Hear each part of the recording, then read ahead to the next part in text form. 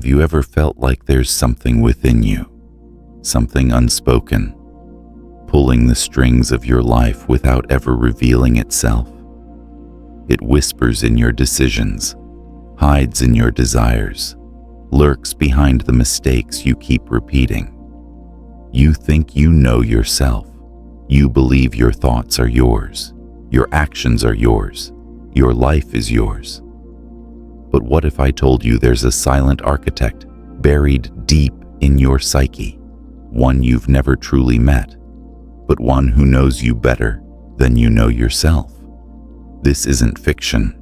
It isn't mysticism. It's the raw reality of psychology, and the man who uncovered it was Carl Jung. He wasn't just a scholar of the mind. He was an explorer of the soul, a cartographer of the unseen terrain within us all. While others stayed on the surface, Jung plunged into the abyss, daring to go where even Sigmund Freud hesitated. What he found wasn't just theory. It was transformation. It was truth. And it was terrifying.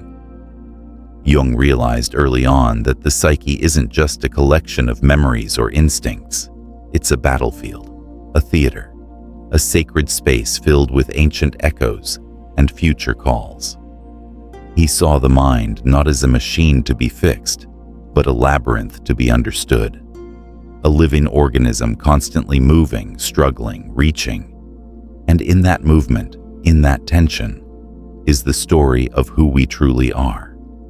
Have you ever sabotaged something beautiful in your life and blamed it on fate? Have you ever felt like something invisible was holding you back, suffocating your potential? That's not bad luck. That's not coincidence. That's your unconscious crying out, trying to make you see what you've long ignored. And Jung believed that if you don't listen, it doesn't just whisper, it screams. There is a force within us that Jung called the shadow. It's not evil. It's not wrong. It's simply everything we've refused to accept about ourselves. The anger we suppress, the envy we deny, the shame we bury. It's the side of you that never got to speak. And the more you silence it, the more it speaks in other ways. Through failed relationships, unexplained fears, outbursts you can't explain. It becomes your puppet master, pulling your strings while you tell yourself you're in control. But there's a reason this happens. It's not just about repression. It's about survival. As children, we learn what parts of us are lovable, acceptable, worthy, and we cut away the rest. Piece by piece, we prune our soul to fit in, to be safe, to be good. But those pieces don't disappear. They wait in the shadows until one day they return, not to destroy you, but to complete you. Jung taught that facing the shadow is not a war. It's a reunion, a reckoning with the truth of who you are, because within that darkness lies your greatest strength. Your buried creativity, your suppressed voice, your raw, untamed potential. But to find it, you have to go through the fire. You have to let go of who you pretend to be and meet the parts of yourself you feared the most. And that's just the beginning. Beyond the shadow lies something even more mysterious, the collective unconscious. Imagine your personal experiences are like a river, but that river flows into an ocean that belongs to everyone. In that ocean lie symbols, myths, dreams that connect us all, stories that repeat across time, cultures, and continents. Why do we all dream of falling, of flying? Why are dragons, mothers, warriors, and tricksters present in stories from every corner of the earth? Because they are not inventions. They are inheritances. We're not born as blank slates. We're born into a psychic ecosystem that has been evolving for millennia. And within us live archetypes, timeless energies that guide our fears, our passions, our choices, the hero, the lover, the sage, the child, the shadow. They're not just ideas, they're forces. And when one takes over your psyche, you feel it. You act in ways you can't explain. You fall into patterns you can't break. You repeat the same drama with different characters, not knowing that the script was written long before you ever took the stage. But here's the crucial truth. Once you become aware of these patterns, you're no longer a puppet. You're the playwright. That's what Jung wanted for us. Not control, but consciousness. Not perfection, but wholeness. Because the goal isn't to be flawless, it's to be integrated, to be all of who you are, light and dark, strength and vulnerability, love and rage. Jung called this process individuation. It's not a trend, it's not self-help fluff, it's a spiritual rebirth, the kind of transformation that costs everything and gives everything in return.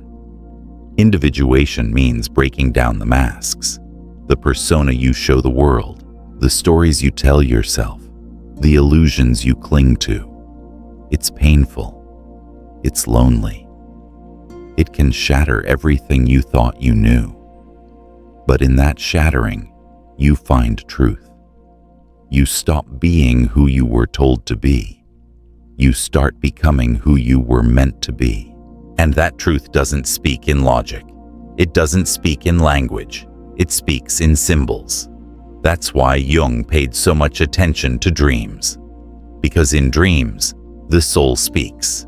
Through images, through metaphors, through symbols that defy reason, but ring with a strange, haunting familiarity. When you dream of drowning, perhaps your soul is suffocating in your waking life. When you dream of doors, perhaps you're facing choices. When a figure returns night after night in your sleep, perhaps it's an archetype waiting to be recognized. These aren't just fantasies. They're messages, directions, and if you learn to listen, your dreams can guide you through the most intricate labyrinths of your soul. But we've stopped listening. In our race for productivity, we've lost contact with the symbolic. We've dismissed myths as fairy tales. We've laughed at rituals. We've rejected what we can't measure. And in doing so, we've amputated a part of ourselves. We've become strangers to our own soul. And yet, it's still there, waiting, speaking, through art, through love, through pain, through breakdowns. Your anxiety isn't just a symptom. Your depression isn't just a chemical imbalance. These are calls, warnings, invitations, the psyche trying to restore balance, to bring you back to the center. Jung saw this coming. He predicted that in an age of noise, we would lose ourselves. That in a world obsessed with appearances, the soul would be starved. That mental health wouldn't just be a clinical issue. It would be a spiritual one. And that's why his work matters now, more than ever. Because we are fragmented, we're distracted, we're disconnected. And the answers we need won't come from the outside. They'll come from within. From a return to meaning, to myth, to the mystery of being alive. You don't need more likes, more stuff, more validation. You need depth. You need roots. You need to remember that you are not just a mind or a body. You are a soul, a story, a symbol. And the moment you begin to honor that, everything changes. You don't have to understand all of this today. You don't have to decode every dream or map every archetype. But you do have to begin. Begin by being honest. Begin by asking the hard questions. Begin by feeling what you've numbed for too long. The soul doesn't need you to be perfect. It needs you to be present. It needs you to listen. Because when you do, you'll realize something stunning. You're not broken. You're just unfinished. And the work of finishing yourself the work of becoming whole. That's the real journey. That's the path Jung walked, and it's the path now opening before you. Not everyone will take it. Most will choose comfort, denial, numbness. But if you've made it here, something in you is already awakening. And once awakened, the soul doesn't go back to sleep. It wants more. It wants truth. It wants freedom. And now, so do you. You've come this far, not by accident, but because something inside you is tired of pretending, tired of the masks, the roles, the endless chase for something that never truly satisfies. You've started to feel it, that subtle shift, that pull inward, that uncomfortable yet irresistible call to go deeper, to face what's been ignored. And this, right here, is where everything begins to change. Carl Jung didn't promise comfort. He didn't offer a shortcut. What he gave us was something far more valuable, the chance to reclaim our own soul. The invitation to return to ourselves, fully and honestly, no matter how painful or disorienting that might be. Because healing isn't about returning to who you were. It's about remembering who you are. You've carried pieces of yourself in silence for years. Regrets you never spoke of, dreams you buried, emotions you denied just to get through another day. And still, in spite of all of it, there is a light inside you that never went out. Maybe it flickered, maybe it dimmed, but it endured. And now it's starting to glow again, because now you see it wasn't fate or failure or weakness that kept pulling you back. It was your own soul, trying to be seen. You're not here because you're broken. You're here because you're ready. Ready to stop running. Ready to turn inward. Ready to meet the truth that's been waiting patiently in the shadows. There's no perfect moment to begin this journey. No final piece of knowledge that suddenly makes it all easy. The only thing you need is the courage to face yourself with open eyes and an open heart. To stop fighting what hurts and start listening to what it's trying to tell you. Every fear has a story. Every dream holds a key. Every shadow contains a piece of the light. You don't have to understand it all. You don't need to fix everything overnight. All you need is the willingness to keep going, to wake up a little more each day, to ask questions, to feel deeply, to walk toward what scares you, knowing that your greatest treasures are hidden in the very places you fear to go. And know this, the soul doesn't demand perfection. It asks for presence. It asks for truth. It asks that you stop abandoning yourself for approval, for comfort, for control. Because the more you abandon who you are, the louder the emptiness grows. But when you finally choose to come home to yourself, everything begins to shift. This isn't the end of the journey. It's the beginning of a new way of living. One where you are no longer driven by unconscious forces, but guided by deep awareness. One where you no longer shrink yourself to fit, but expand into who you really are. One where you stop searching for meaning outside and begin to create it from within. And if something inside you still doubts, still whispers that this transformation isn't possible for someone like you, just remember, that voice isn't the truth. It's the old story. The story you're finally ready to rewrite. Not alone, not with a mask, but as your whole self, shadow and all. So take a breath. Look at where you are. Feel what's rising. You are not here by chance. You are here because something ancient and wise within you has stirred. Because it's time. Because you're ready. And because deep down, you already know. The real journey begins now. There's a moment in every real journey when the noise fades, the distractions fall away, and all that's left is you. Just you, standing at the edge of something vast, something unknown, something true. That's where you are now. And if your heart feels a little heavier, your breath a little deeper, it means you're beginning to feel it. The gravity of your own existence, the weight of everything you've been and everything you're becoming. You don't get to this place by accident. You arrive here because the old life, the pretending, the pleasing, the performing, starts to crack. It stops working.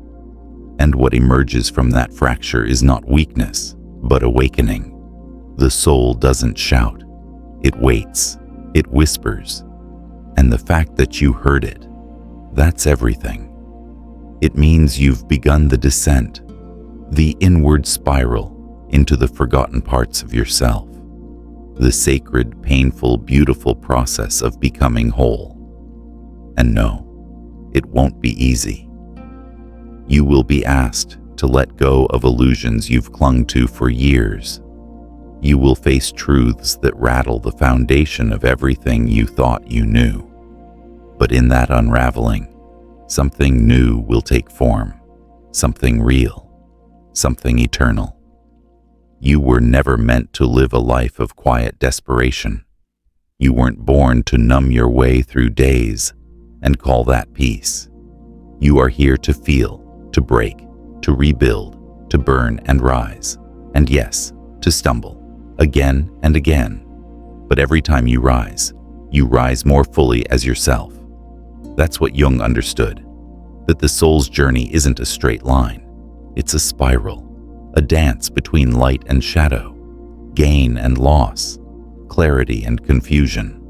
And every turn of that spiral brings you closer to something sacred, the self, the center, the calm beneath the chaos. And when you find it, you won't need to chase meaning anymore. You'll become it. You'll live from it. You'll move through the world with a quiet strength, no longer needing to prove, to perform, to please. You'll stop searching for validation in places that can't give it. You'll stop fearing your own depth, because now you'll know. It's not your darkness that makes you unworthy. It's your denial of it that keeps you trapped.